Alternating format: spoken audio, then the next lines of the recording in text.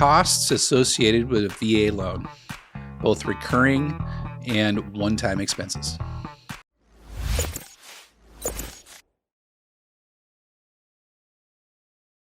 Hey everybody, thanks so much for joining me today on the show.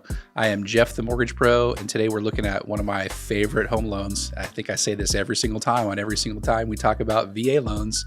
That's what we're talking about. My favorite loan to do, and the reason being is that I get a chance to give back to people who have served or are serving our country. And again, I didn't have a chance to serve in the military, but this is my way of giving back to that particular community. So I love these loans. Today, what we're looking at are the expenses associated with getting a VA loan. So we're going to look at one-time expenses, and then we're going to look at recurring expenses going forward. So let's go through the list. If you see me looking down on this show today, I've got my notes here in front of me, so I need to refer to those because I have a lot of different expenses to chat with you about. So the first one is a VA funding fee. This is a mandatory fee that you have to pay unless you're eligible to be excluded. This is the user fee to utilize the VA home loan. Some borrowers may be exempt from this depending on your status, and your lender, hopefully me, will be able to tell you whether or not you're exempt or not. And you may already know that anyway. The second one-time expense is an appraisal fee, and this is a mandatory expense that we have during a transaction. This is the fee, or this is what the lender uses to determine the value of the property. It's an independent third party that goes out called an appraiser, and they're going to look at the property and determine if it's eligible for a VA loan or not. And they're going to look at all sorts of different stuff. They're going to tell us what the value of that property is compared to what your purchase price is. The next one-time expense is closing costs. These are mandatory. You're going to have things, but not limited to taxes, transfer fees, origination fees, and any other customary costs. The seller, the lender, or any party can pay for the fees on your behalf, though, with some of these different types of closing costs that you're going to incur. And in the list of the other closing costs that we're going to give you here, the other one-time costs, the seller, the lender, or any other party could pay for those fees as well. Okay, the next thing is your down payment. This is optional on a VA loan. If you are eligible and you have your full eligibility, you're able to get a 100% financing. And again, these are based on your several different factors to be able to qualify for that loan. You still have to be able to afford the monthly payment, but a down payment is actually not required on a VA loan. 100% financing is the norm. That's what I see most often. If you want to put a down payment to lower your monthly principal and interest on your payment, you absolutely can do that, but it is not mandatory. Down payment is one of those things that is optional. The next one-time expense or discount points.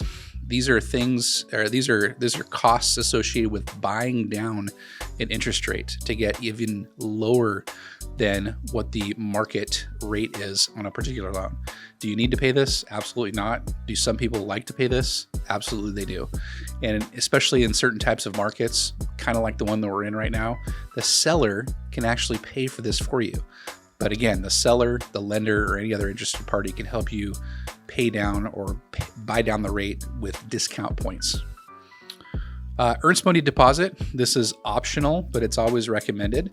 And this is money you put into an escrow account showing that the seller, that you are serious about buying the property. Now, because a VA loan has a 100% financing, this fee that you put into escrow as an earnest money deposit could actually go towards closing costs. And if you don't actually have any closing costs because other people are paying for it for you, you'll get refunded this money at closing. The next one is a home inspection. This is optional. You want to learn more about what you're buying when you buy a home. So oftentimes you would go out and get a home inspection. Sometimes they're already done for you by the home seller. A lot of times they'll have that all ready to go for you, and other times they're not. But in most instances, I would always recommend getting a home inspection so that you know what the property entails, you know, the insides and things that you can't see, because a licensed inspector is going to go out, look at your property, and find things that may or may not be wrong with your property. Okay. The next one is a termite inspection. This is optional in some states and mandatory in others. And this is similar to the home inspection, where a termite inspection is going to look for, number one, termites, but it's also going to look at things like rotten wood or damage because of water. and those things will come up in a termite inspection, and you want to know about those because they could affect the structure of your property, and you never know what's going to happen. So termite inspection, optional but recommended in most places, and then if it's mandatory in other places, then you got to make sure you go out there and do that termite inspection. Lender's title insurance is the next one. This is a mandatory fee.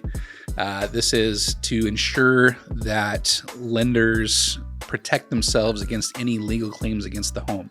A lender doesn't want to get in trouble because they lent you money and something was wrong on the property when they lent you money that they didn't know about. So lender's title insurance is mandatory.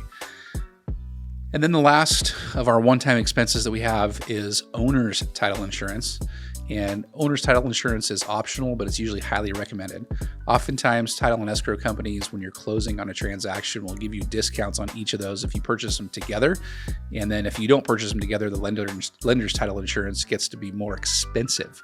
So owner's title insurance, what that does is it protects you if someone has a claim against the home before you actually purchased it, such as home repairs that weren't paid off when the seller actually sold the home. So you may not even own the home, and if you don't have owner's title insurance, you could be liable for any extra costs that were associated before the home actually sold, even when it was in your name, if you don't have owner's title insurance. So kind of important to have. Okay, so those are your one-time expenses that you're going to pay. As you know, most of those are associated with purchasing the property. And then going forward, you have recurring expenses, things you need to pay every single month when you have a VA loan. And the first one, and hopefully the most obvious one, is your mortgage payment.